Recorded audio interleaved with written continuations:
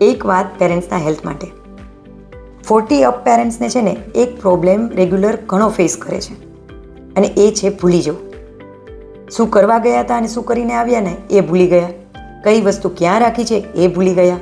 કોઈ સામે મળ્યું ને તો નામ ભૂલી ગયા. તો હવે આનું કરવું શું? આના માટે કોઈ મોટી ટ્રીટમેન્ટ કરાવવાની જરૂર છે? તો ના.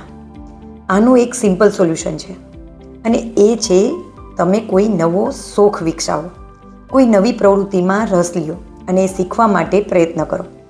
જેવી કે સંગીત છે, સંગીતના કોઈ પણ એક ઇન્સ્ટ્રુમેન્ટ તમે શીખી શકો છો. બીજું છે ડ્રોઈંગ શીખી શકો છો, અથવા તમે કોઈ ડાન્સ શીખી શકો છો.